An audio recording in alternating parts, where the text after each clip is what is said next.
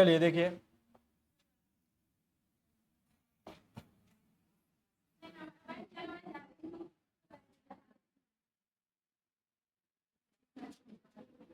Heading बनाएंगे क्या? जंतु। ठीक है, जंतु। इसे इंग्लिश में आप जानते ही हैं, क्या बोलते हैं? हाँ, एनिमल्स। ठीक है, जंतु। देखिए, जो जंतु होते हैं ना, ये अंडज भी हो सकते हैं। अंडज, अंडज को आप अंड प्रजक भी बोलते हैं। क्या बोलते हैं? अंड प्रजक भी बोलते हैं। ये अंडज भी होते हैं, मतलब ये क्या होते हैं? अंड प्रजक भी होते हैं। अंड प्रजक का मतलब क्या हो जाएगा? ओविपोरस। ओविपोरस होते हैं। क्या होते हैं? ओविपोरस होते हैं। जो जंतु होते हैं ये स्तनधारी भी होते हैं। क्या होते हैं? स्तनधारी भी होते हैं। जो जंतु होते हैं ये क्या होते हैं? स्तनधारी भी होते हैं। स्तनधारी बोले तो ये मैमल्स होते हैं। ठीक है, हाँ। किनको बुलाए?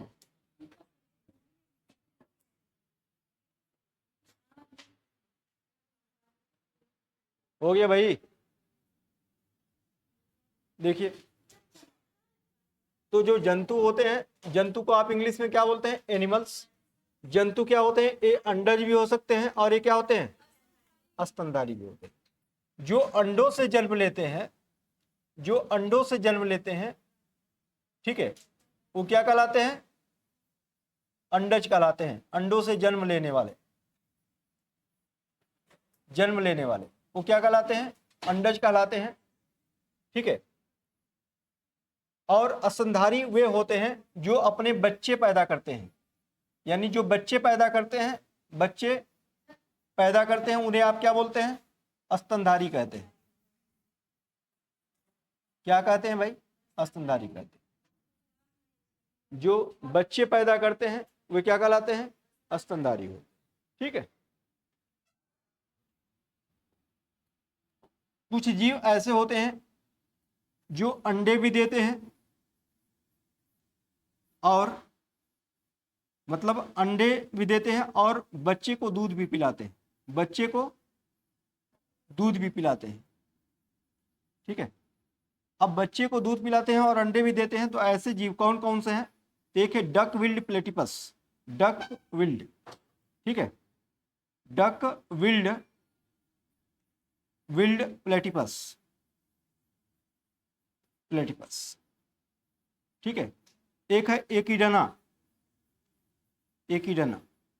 ठीक है, तो इनको हम जंतुओं, यानी इसको अंडज और स्तनधारियों के बीच की कड़ी कहते हैं। किनको? डक विल्ड प्लेटिपस और किसको? एकिडना। इसी तरीके से एक और यूग्लिना। यूग्लिना का नाम सुने क्या? यूग्लिना। यूग्लिना को हम हरा प्रोटोजोआ कहते हैं। क्या कहते हैं? हरा प्रोटोजोआ कहते हैं। और जो हरा प्रोटोजोआ है, हरा प्रोटोजोआ इसे इसलिए कहते हैं क्योंकि इसके अंदर जंतु और पादप दोनों की, दोनों के, जंतु और क्या, पादप, दोनों के गुण उपस्थित होते हैं। यही कारण है कि इसको जंतुओं और पादपों के बीच की कड़ी कहा जाता है। किसको? यूग्लिना को। तो लिखिएगा इस पे, जंतु अंड प्रजक, ब्रैकेट में ओविपोरस। जंतु अंड प्रजक, अंड प्रजक ब्रैकेट में ओविपोरस, व स्तनधारी ब्रैकेट में मैमल्स हो सकते हैं। स्तनधारी ब्रैकेट में मैमल्स लिखिएगा, ब्रैकेट बंद, हो सकते हैं,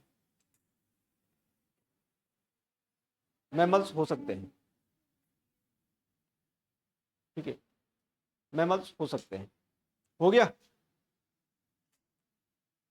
चलिए, मैमल्स हो सकते हैं।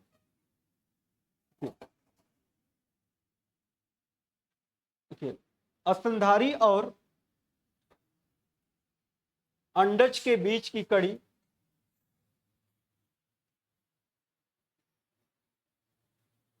स्तनधारी और अंडज के बीच की कड़ी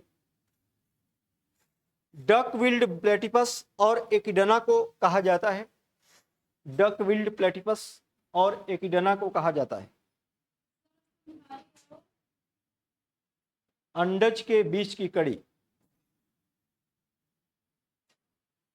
अंडज के बीच की कड़ी एकिडना और एक डकविल्ड प्लेटिपस को कहा जाता है। जबकि युगलिना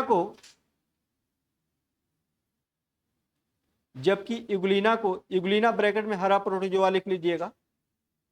जबकि युगलिना को जंतु और पादप के मध्य की कड़ी कहा जाता है।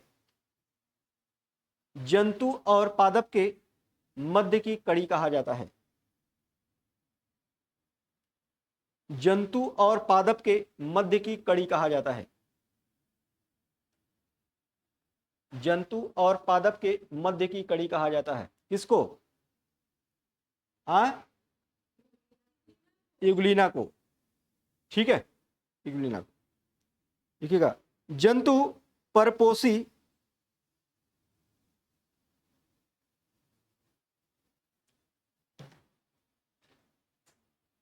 जंतु परपोषी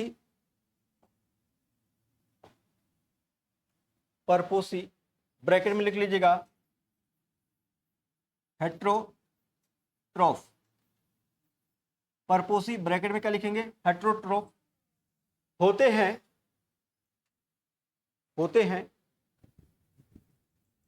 जंतु परपोषी ब्रैकेट में क्या लिखेंगे? हेट्रोट्रोफ ब्रैकेट बंद होते हैं जो पौधों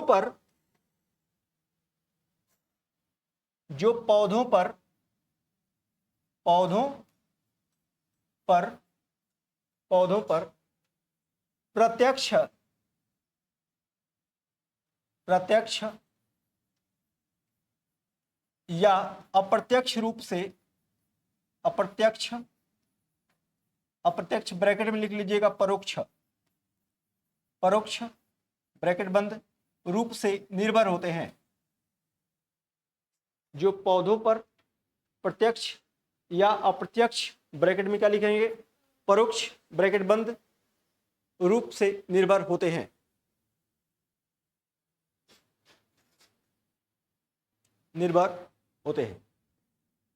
आप यहां पर ऐसे देख सकते हैं।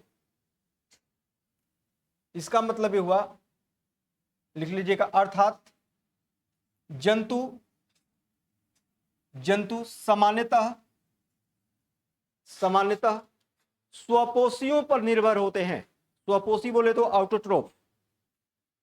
जंतु सामान्यतः स्वपोषियों पर निर्भर होते हैं। स्वपोषियों पर निर्भर रहते हैं। स्वपोषियों पर क्या होते हैं भाई? निर्भर रहते हैं। स्वपोषी बोले तो ऑटोट्रोफ। स्वपोषियों पर निर्भर रहते हैं। इस पर निर्भर रहते हैं। हाँ, अब इसको एग्जाम्पल के माध्यम से अगर ये समझे तो और अच्छा समझेंगे। समझ लीजिए, जैसे जंतु हैं, जंतु ये अंडज भी हो सकते हैं और ये स्तनधारी भी हो सकते हैं। ठीक है। हाँ, जो अंडज हो सकते हैं और क्या? स्तनधारी हो सकते हैं। और ये जो है ना, ये हेट्रोट्रोफ होते हैं। क्या होते हैं? हेट्रोट्रोफ होते हैं। हेट्रोट्रोफ का मतलब कि हाँ, परपोषी होते हैं। जो किस पर निर्भर होते हैं? स्वपोषी, यानी ऑटोट्रोफ पर क्या होते हैं? ऑटोट्रोफ पर निर्भर होते हैं। ठीक है, ऑटोट्रोफ पर निर्भर होते हैं। ठीक है। और ये निर्भर कैसे होते हैं? तो या तो डायरेक्ट निर्भर होते हैं, ठीक है, डायरेक्ट निर्भर होते हैं, या फिर इनडायरेक्ट निर्भर होते हैं। ठीक है, चलिए, जैसे आप ऐसे समझ सकते हैं इसको।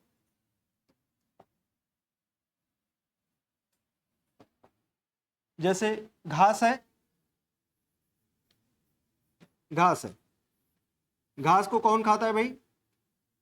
हाँ, टिड्डा खाता है, टिड्डा खाता है। और टिड्डा को कौन खाता है? हाँ, मेढक मान लीजिए खाता है।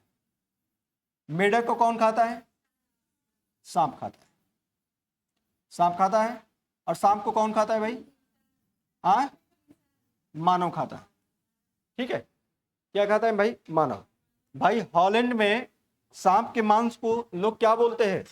लिंग हुफेन कहते हैं ना, लिंग हुफेन, लिंग हुफेन कहते हैं। ठीक है, हॉलैंड में सांप के मांस को क्या बोलते हैं? लिंग हुफेन कहते हैं। तो सांप के मांस मानव खाते हैं। ठीक है, मान लीजिए। अब यहां पर आप देख रहे हैं घास क्या हो गया? स्वपोषी हो गया। हो गया, क्या हो गया? स्वपोषी हो गया। स्वपोषी बोले तो आउटोट्रोफ, आउटोट्रोफ हो गया। उसके बाद जो टिड्डा हो गया, टिड्डा, ये सब क्या होंगे?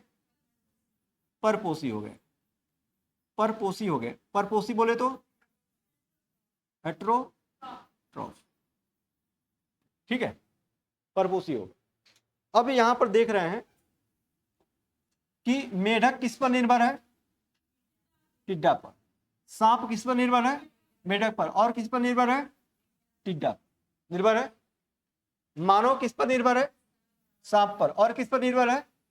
मेढक पर। और किस पर निर्भर है? टिड्डा पर। और किस पर निर्भर है?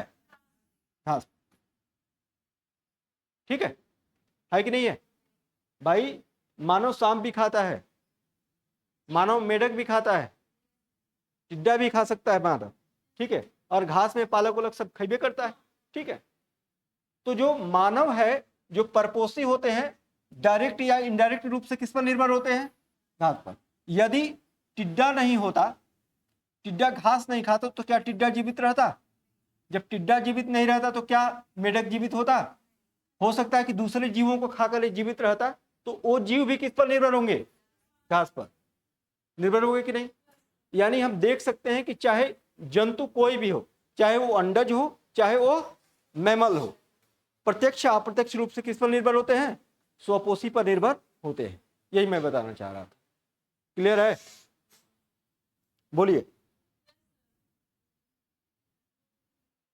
चलिए, इसे हटा रहे हैं, लिखिएगा। लिखिए, पोषण के आधार पर जंतु निम्न प्रकार के होते हैं। हेडिंग है, पोषण के आधार पर जंतु निम्न प्रकार के होते हैं। पोषण के आधार पर जंतु निम्न प्रकार के होते हैं।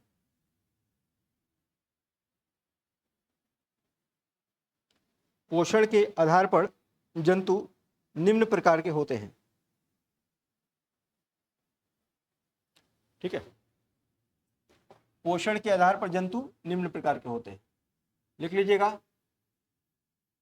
पहला, शाकाहारी, शाकाहारी। ठीक है, शाकाहारी इंग्लिश में लिखेंगे इसे हर्बी बोर, शाकाहारी। इंग्लिश में क्या लिखेंगे? हर्बी बोर। इसका मतलब क्या हुआ? इसका मतलब यह हुआ कि ये किस पर निर्भर होगा? शाक पर निर्भर होगा, घास पर निर्भर होगा। ये मांस वांस नहीं खाता होगा। जैसे ये घास है, और इस घास को कौन खाएगा? बकरी। ठीक है, टिड्डा भी खाएगा इस घास को, सिर्फ बकरी नहीं, इसको खाएगा, हिरण भी खाएगा। ठीक है, हिरण भी खाएगा इसको, आप टिड्डा भी खाएगा। ठीक है, टिड्डा भी खाएगा। तो जो घास को यानी जो शाक को खाते हैं वो क्या होते हैं? शाकाहारी होते हैं, शाकाहारी होते हैं। ठीक है, क्या होते हैं? शाकाहारी। तो लिखिएगा, लिखिए, शाक का सेवन करने वाले शाकाहारी कहलाते हैं।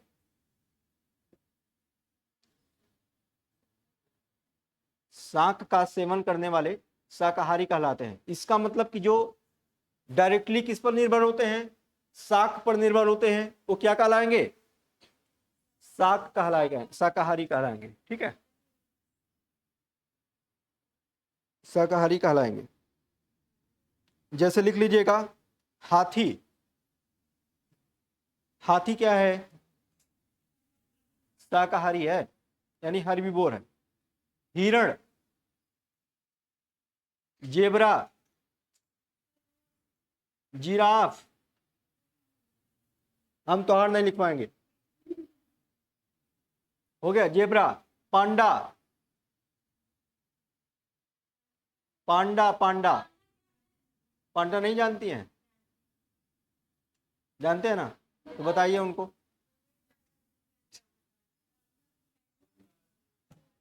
पांडा इतना छोटा सा होता है। ठीक है, हाँ। अरे जो पांडा है वो चीन का राजकीय पशु भी है। ठीक है, पांडा हो गया। आगे लिखिए घोड़ा, कंगारू, जेबरा। घोड़ा, कंगारू, जेबरा, हिरण। हाँ हाँ हाँ हाँ, बोल चुके हैं। चलिए हो गया। गाय, ऊंट भी लिख लीजिएगा। बारहसिंघा, बारहसिंघा। हाँ, क्यों उसको अब कलिया खाते हुए देखे हैं क्या? हैं? वो कलिया खाती है, खाता है। कलिया किसे कहते हैं वो? मांस को कलिया कहते हैं। ठीक है। चलिए हो गया। चलिए अगला हेडिंग बनाएंगे मांसाहारी। हाँ, अब क्या? मांसाहारी, मांसाहारी, मांसाहारी। मांसाहारी को हम बोलेंगे क्या? कार्निवोर। कार्निवोर बोलेंगे चाहे कार्निवोरस बोलिए, एक ही बात। कार्निवोर बोलेंगे। ठीक है, ठीक है। देखिए,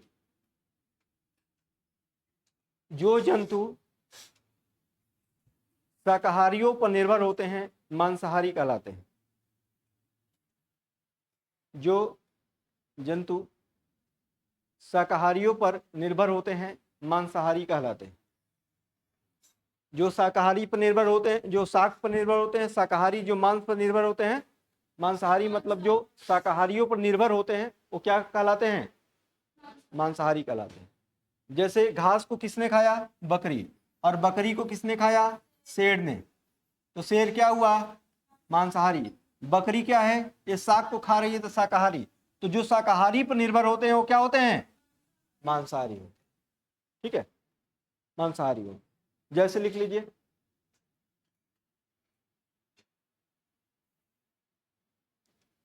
लिखिए बाघ, नेवला, बाघ, शेर, नेवला, नेवला, हियना,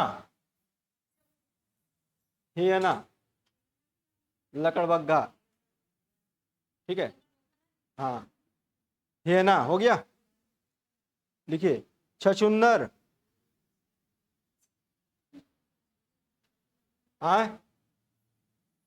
मगरमच्छ,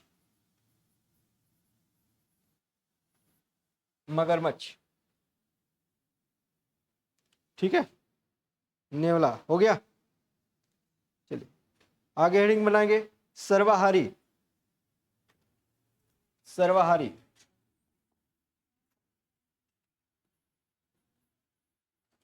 सर्वाहारी, और सर्वाहारी को इंग्लिश में क्या बोलेंगे? ओमनी और। ठीक है, ओमनीवोर।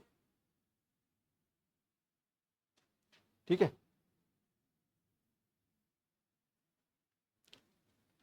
हो गया। लिखिएगा जो मांस और, या फिर ऐसे लिख सकते जो मांसाहारी और शाकाहारी दोनों की प्रवृत्ति रखते हैं, जो मांसाहारी और शाकाहारी दोनों की प्रवृत्ति रखते हैं, दोनों की प्रवृत्ति रखते हैं, सर्वहारी कहलाते हैं, सर्वहारी कहलाते हैं। जो मांसाहारी और शाकाहारी दोनों की प्रवृत्ति रखते हैं, क्या कहलाते हैं? सर्वहारी कहलाते हैं। जैसे लिख लीजिएगा, जैसे तिलचट्टा,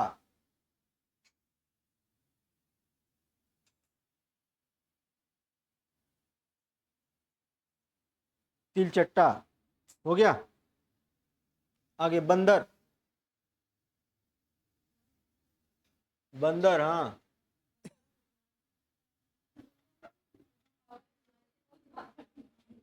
हाँ, बंदर हो गया।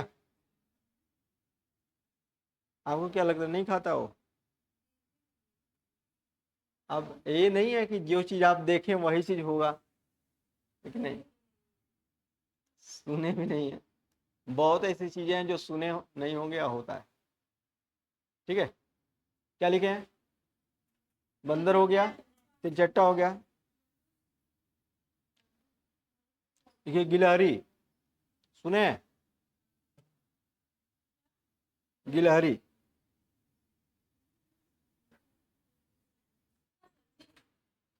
तो और क्या, हम लिखवा रहे हैं ना, लिखिए गिलहरी हो गया। देखिए चूहा, चूहा समझ में आ रहा है? चूहा खाता है?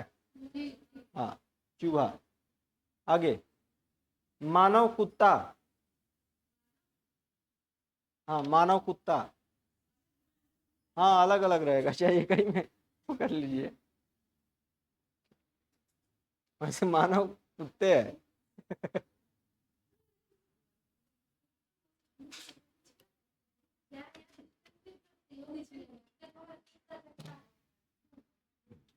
हो गया, चलिए हो गया। चलिए आगे हेडिंग बनाएंगे नरभक्षी यानी कैनिबल। नरभक्षी,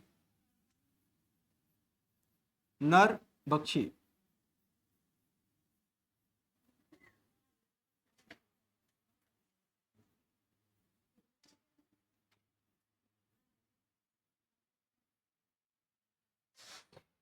देखिए जो जंतु अपने ही जाति को खाए,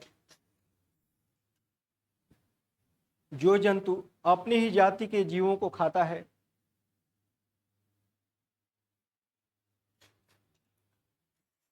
अपनी ही जाति के जीवों को खाता है, नरभक्षी कहलाता है, नरभक्षी कहलाता है। क्या कहलाता है? नरभक्षी कहलाता है। जो जंतु अपनी ही जाति के जीवों को खाता है क्या कहलाता है? नरभक्षी कहलाता है। जैसे आप लिख सकते हैं king cobra, king cobra, king cobra जो है ना, किंग कोबरा जिसे आप किस नाम से जानते हैं? King cobra. किंग कोबरा को आप बोलते हैं नाजा नाजा। क्या बोलते हैं? नाजा नाजा। ठीक है, हाँ नाजा नाजा उसका साइंटिफिक बोटेनिकल जूलॉजिकल नेम है। ठीक है, किंग कोबरा। किंग कोबरा क्या है भाई? ये छोटे सांपों को खा जाता है, अपने बच्चे तक को भी ये क्या करता है? खा जाता है। तो जब कोई जीव अपने ही जाति के जीवों को खाए वो क्या कहलाएगा? नरभक्षी। जैसे आपने क्या लिखा? King cobra. ये सांप खाने वाला क्या है? सांप। बड़ी मछलियां छोटी मछलियों को क्या करती है? खा जाती है। तो लिख लीजिएगा बड़ी मछलियां, बड़ी मछलियां छोटी मछलियों को खा जाती हैं, बड़ी मछलियां छोटी मछलियों को खा जाती हैं। हो गया। लिखिएगा जारवा जनजाति, जारवा, जारवा जनजाति, ठीक है। जारवा जनजाति जो है ना, ये कहाँ देखने को मिलती है? हाँ, अंडमान निकोबार में देखने को मिलती है। अंडमान बहुत पास ही में है ना, अंडमान निकोबार में देखने को मिलती है। ठीक है। तो जारवा जनजाति भी क्या होती है? नरभक्षी होती है। ठीक है। क्योंकि हाँ, बहुत सारे मानवों को इसके क्षेत्र में जाते हुए देखा गया है, लेकिन किसी को लौट कर आते हुए नहीं देखा गया। ठीक है। तो क्या होती है? नरभक्षी। अगला लिखेंगे मलभोजी।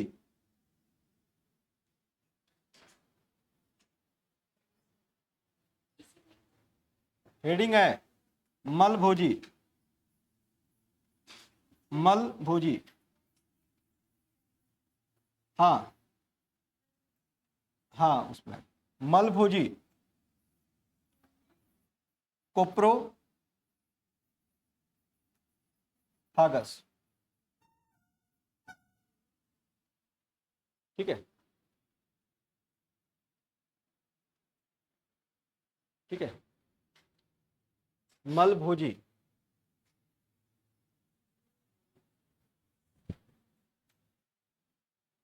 देखिए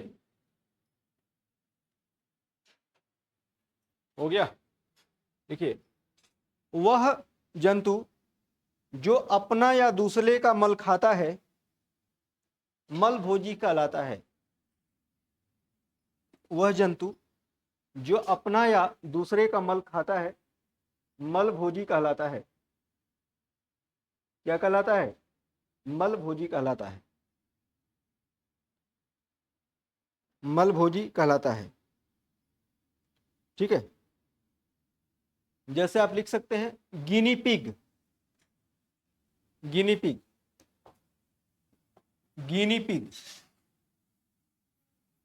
हाँ, गिनी पिग मतलब वही सुअर, गिनी पिग। आगे खरगोश। खरगोश, ठीक है। खरगोश जो है ना, ये खुद का मल खाता है। ठीक है। खुद का मल खाता है। ठीक है।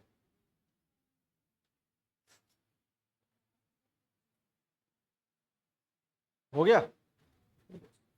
चलिए, अब एक बात ध्यान दीजिएगा, यहां पर आप देखिए शाकाहारी, लिखना नहीं है आपको, ध्यान दीजिए बस।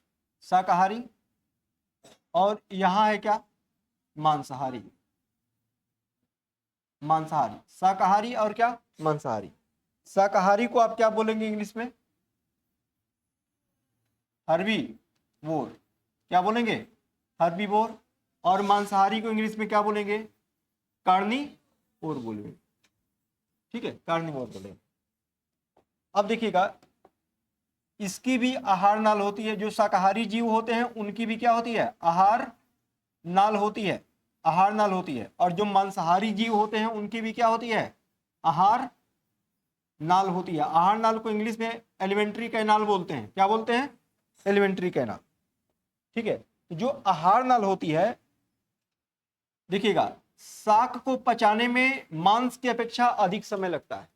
शाक को पचाने में मांस की अपेक्षा क्या लगता है? अधिक समय लगता है। तो शाकाहारी जो जीव होते हैं उनके अंदर लंबे समय तक भोज्य पदार्थ रहे, इसलिए प्रकृति ने उनकी आहार नाल को क्या कर दिया है? बड़ा। इसका मतलब यह हुआ कि जो शाकाहारी होते हैं, शाकाहारियों की आहार नाल मांसाहारियों की आहार नाल की अपेक्षा क्या होती है? बड़ी होती है। मांसाहारियों की आहार नाल की अपेक्षा क्या होती है? बड़ी होती है। यदि आपसे मैं एक क्वेश्चन पूछूं, जैसे पूछूं क्वेश्चन, निम्न में से कौन, निम्न में से कौन सा जीव है, जीव है जिसकी जिसकी आहार नाल